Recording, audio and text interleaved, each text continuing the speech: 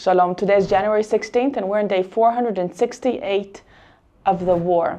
And the special edition in Yediot Achronot, the big headline reads, Yesh Iska. There is a deal. 33 hostages, Chatufim, Chozrim Habaita, are returning home. Bashalav Harishon, in the first stage, special edition. We see the yellow ribbon here. It's all about the hostages, and we see photographs, 6 photographs of joy and of emotional moments of, you can say, relief or hope between the hostage family members and the friends. January 16th, 2025, and the cartoon of the day is a hostage sitting in the dark seeing a yellow butterfly as a sign of hope coming from the light. Ha'Iska yotzet laderech. The deal is on its way. Mechakim lachem, waiting for you. Kim'at shana v'chodshayim, almost a year and 2 months since the last deal blew up.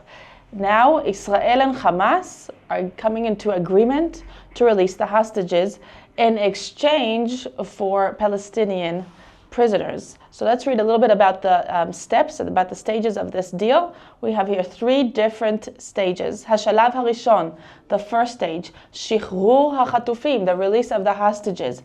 Hafsakat esh, a ceasefire for 42 days. And the release of 33 chatufim. Chatufim are hostages. And the assumption is in Israel, most of them are alive. We don't know for sure. Hamas did not give a concrete answer about who is alive and who's dead.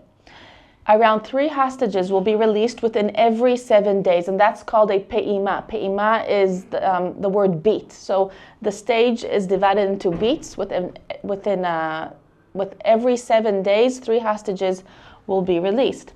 Those who won't be released in those beats will be released in the end of the 42 days. The assumption is that the deal will begin on this Sunday. And the first hostages that will be released will be 3 civilian female hostages. The ceasefire is supposed to take place at 12:15 on Sunday. Why 12:15? Why those 15 minutes? I don't know. It sounds kind of strange. Maybe we will find out. Hatmurot. Hatmurot is what do we give in exchange for these hostages. Shichrur yoter mi-1,000 asirim Palestinim v'od 1,000 asirim.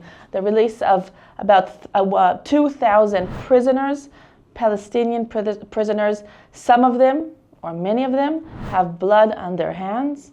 Not all, the ones who have blood in their hands will be exiled outside of Israel to a country of their choice. It can be Algeria, Morocco, Turkey, okay, they choose. And the ones who do not have blood on their hands go back to Judea and Samaria. The concrete number of Palestinians that will be released is dependent on the number of hostages that we will receive, that Israel will receive, and their condition. Hamaftechot. Hamaftechot is the keys. And when they say the keys, they mean how many prisoners for each hostage. Here we go. 30 prisoners for each civilian and 50 prisoners for each female soldier. Meanwhile, what will happen in the Gaza Strip? I'm reading. The IDF will gradually leave the Gaza Strip, including the Netzarim corridor, which is wide and a central corridor in the middle of the Gaza Strip. The IDF will also leave the Philadelphia route, which is in the south of the Strip. And this is a strip of land. The Philadelphia route is a strip of land that's across the entire border between Egypt and Gaza, and it is there to control the passing of to prevent the passing of illegal materials like drugs and weapons and ammunition and people. So the IDF will be leaving that as well. And the humanitarian aid will be increased. Up to 600 trucks a day will be allowed to enter the Gaza Strip, and it mainly serves Hamas, and maybe Hamas gives it to the population. So it reads here that Ha'Iska yotzet laderech, the deal is on the way out. It was a nerve-wracking day yesterday, it says here, that brought to an end months of wearing negotiation that knew ups and downs. And in the evening, we got an official announcement that there is a deal. If there will be no changes with this agreement, The war cabinet will get together today and they will sign this deal. They were working on it through the night as well. And they're saying the majority of the government will probably agree to this deal, although the far right wing of the government does not agree to this. So, mechakim lachem, waiting for you. This article shares the information about the deal itself, only about the deal. Here on the left, we read the opinion of Yocheved Lifshitz. She's an elderly woman, a hostage that was released, and her husband, Oded Lifshitz, is still there. And Yocheved is saying that if her husband is okay and alive, he's probably saying, let everybody go, be released. I'll be the last one to return home. I can continue to be here as long as I need until the others return home. As we turn the page, also here on the left, we read Ilana. She was also a hostage. She was released, and her boyfriend, Matan Sangauker, is still in Gaza. Matan's mom has been very, very active, so you might have heard his name, Matan Sangauker. She's sharing here, Kol yom shover margish kmo netzach. Every day that passes feels like forever. Hapchadim lo marpim. The fears are not letting go. I'm not able to stop to think, have they hurt you? Do you have what to eat? Are you sleeping? Do you sleep? Or do the nightmares around you do not give you rest? She says, I love you and I hope I'll hug you soon. We'll be able to breathe together and rehabilitate, and we'll go back to what we were, just come back. And here we see a picture of Matan that's still there, and his girlfriend that's in Israel, but going through a very hard time waiting for him. Gaza shacharei ha'iska, Gaza after the deal. This article is more about the military side, the IDF's part in Gaza, and it says, well, mechakim lachem, waiting for you with a yellow ribbon. Lamrot ha'arafel sviv siyum ha'lechima, despite the fogginess around the end of the war in Gaza, and the IDF, they're getting ready to renew the battles after the second stage of the hostage release deal. So Gaza after the deal. So on one hand, it reads here, there are dozens of kilometers of tunnels in Gaza. There are 2 battalions of Hamas that were not taken care of. There are thousands of terrorists in Gaza that are still alive. And above all, Hamas is in control of over 2 million Gaza citizens that under their wings, Hamas can rehabilitate and survive. On the other hand, the IDF has prevented the ability of Hamas to act as a terror military, as a big terror group. Actually, a military, we've been calling them here. The IDF has killed most of the senior leadership of Hamas and has demolished the industry of the weapons in Hamas. Alongside the great achievements of the IDF in Jabalia and in Beit Hanun and in the ground maneuver, the IDF still has some major missions to take care of, and it will be in ground work throughout years. We see the picture here of ruins in Gaza, and they say, Tmimut de'im she'hapilut titchadesh. The IDF believes that the ground battles will be renewed after the hostage exchange deal.